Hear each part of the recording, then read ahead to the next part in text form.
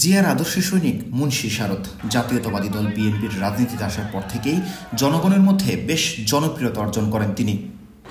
তার রাজনৈতিক জীবনের মূল লক্ষ্য ছিল সাধারণ মানুষের অধিকার প্রতিষ্ঠা, সামাজিক ন্যায় বিচারে অনুপ্রাণিত হয়ে মুন্সী শারদ ফরিদপুরের সদরপুরের মানুষের কাছে বেশ জনপ্রিয়তা অর্জন করেন।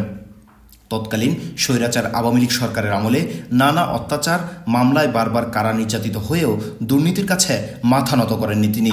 মানুষের জন্য তার সংগ্রাম ছিল অকৃত্রিম এবং নিবেদিত।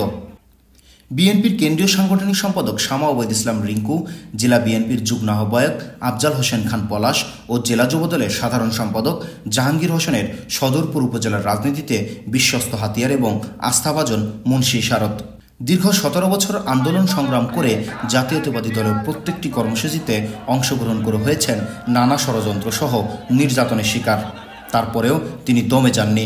সকল নির্যাতন সহ্য করেও ধরে রেখেছিলেন সদরপুর উপজেলা যুবদলের হাল।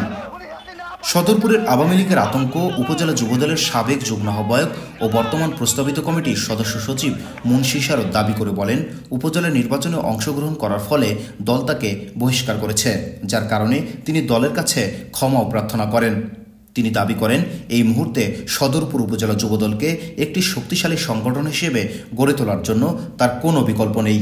তিনি দাবি করেন, অতি শীঘ্রই দল তার বহিষ্কারাদেশ ফিরিয়ে দিয়ে সদরপুরের রাজনীতির মাঠে বিএনপির চেয়ারপারসন বেগম খালেদা জিয়া ও দলের ভারপ্রাপ্ত চেয়ারম্যান তারেক রহমান ও কেন্দ্রীয় সাংগঠনিক সম্পাদক শামা ওবায়দের হাতকে শক্তিশালী করার জন্য মুন্সী শারদ সর্বশক্তি প্রয়োগ করে দলকে সামনের দিকে এগিয়ে নিয়ে যাবেন।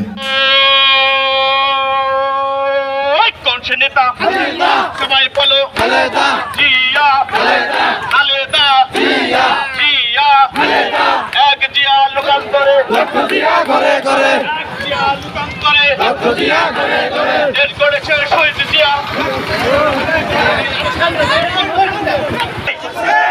এই সারা বাংলাদেশে কোনো নেত্রী আছে?